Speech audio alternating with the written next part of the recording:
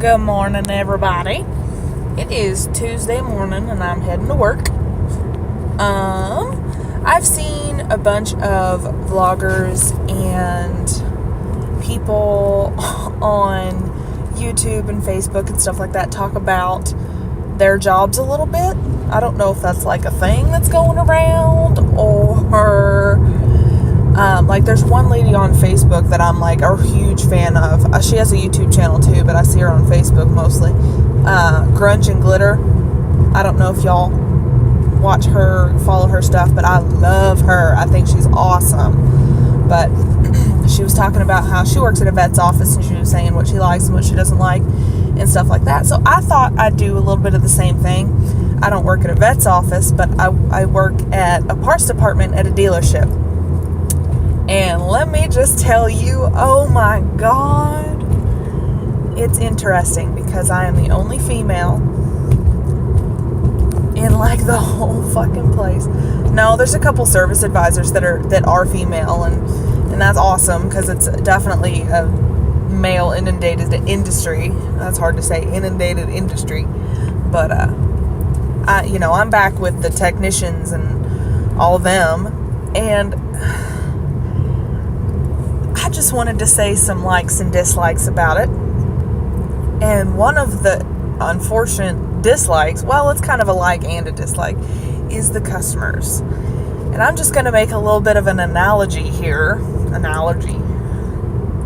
It sounds like I'm saying allergy. Anyway.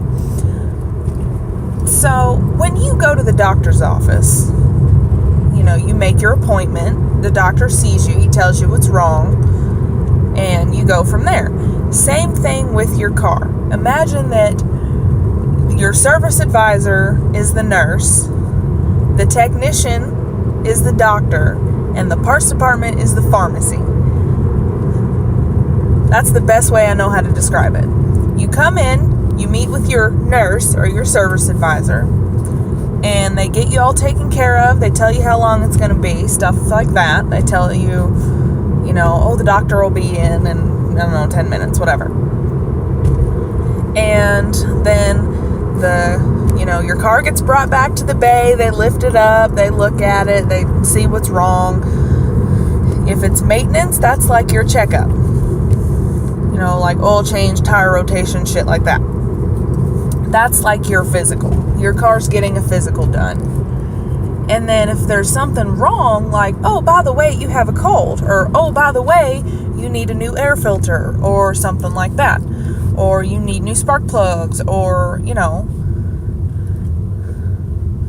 that's like you having a cold, or, something's wrong, and they're trying to make it better. And so then the doctor or the technician goes to the parts department, which we'll call the pharmacy. So they go and get your prescription for your car, your air filter, your spark plugs, whatever you need. And just like the pharmacy and just like medication, to make whatever it is better, the parts department is gonna be a little bit pricey. But if you take care of your car and you do your checkups and you do what the doctor says, then your car's going to last you a lot longer than if you decide to do it yourself. Now, I'm not saying that, you shouldn't try to do stuff on your own car, but at the same time, electrical stuff, like the electrical parts of your car are like your nerve system. If you tried to work on your nerve system yourself, shit's going to go wrong. I don't know. So, one of my biggest complaints about working in a parts department is people who think that they can just get away with, oh, I don't need to buy that right now. I'll last a little bit longer. I don't need tires. They're bare, but I don't need them. That's not how it works. We live in Colorado. It could snow in the middle of July. You need fucking tires. I've seen way too many accidents. I've seen way too many, cars sliding into each other because they don't have good tires. Or same thing with an oil change. Get your oil change done. Yeah, it could be, $45, $50 right now, but it can save you a lot of hurt in the end. A lot. 2, my second biggest complaint is keys. I work at a Subaru dealership. Those cars are so protected, I guess you could say, with their security systems and with the keys and everything. So there's a little chip in the key that communicates with the computer in your car. If you lose one key but still have another one, it's not a big deal. The key itself costs, it could cost $250, $300. But that key is specific to your car and nobody else can start your car. That's why it's that expensive, because of that chip in there. It's programmed to the car, and that way they can talk to each other. With Subarus, if you lose all your keys, it's a little bit different.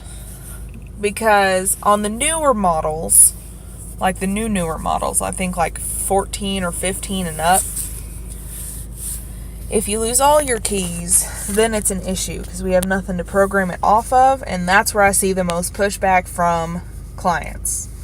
Because we actually have to get your car towed in, take the computer out of your car, send it to Subaru. They have to flash it, they flash it, and then send it back to us, send us a whole new set of keys, and then we program it to the car. And I know that sounds like a lot, and it is a lot. And that's why I love it when I see people come in and they call and they say, I lost the key to my car, or I lost all the keys to my car. Or how much would it be to get a new one? Oh, I'm like, $250 plus, $70 for programming or whatever. It's different everywhere of what the programming is, but it's going to be expensive. But that's specific to your car, and that's a security feature on Subarus. That's why it's done that way, because the chip in your car has to communicate with your car only. And they get all pissed about it, and they try to go to McGuckins or something like that and cut a key. And yeah, it'll unlock the doors and stuff, but it's not going to start your car, which I think is hilarious, but whatever. And then I see them, I have to laugh when they come back with that look of shame on their face, because they yell at me on the phone after I quote it, well, I'll just go to McGuckins. I'm not paying that. That's too expensive. And, maybe even the same day. Sometimes it's 2 or 3 days, but they come back with that look on their face like, oh, you were right, I'll just pay the money for the key. I'm like, yeah, because you don't want to lose all of them.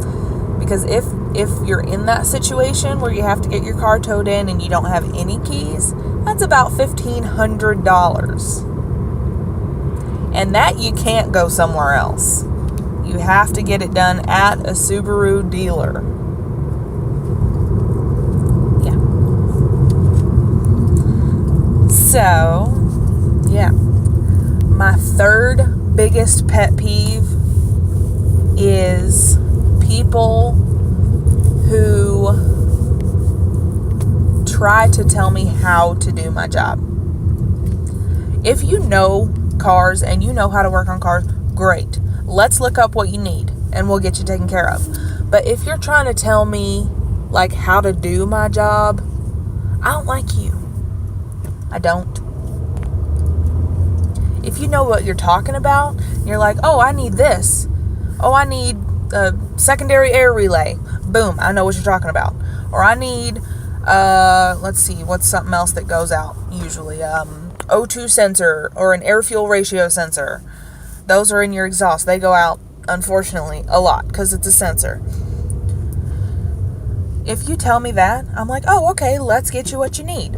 Because that's easy. If you know what you're talking about, awesome. But if you're like telling me how to do my job, like, oh, you have to go and do this, and if you're doing that, you have to replace this and all this stuff.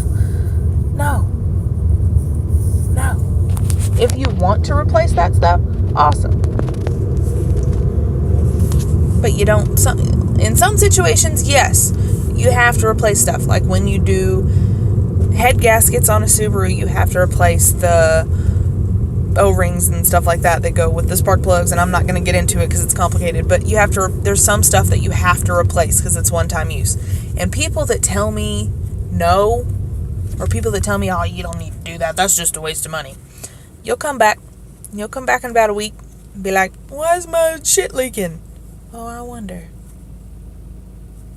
So yeah, it kind of turned into a little bit of a rant, didn't it?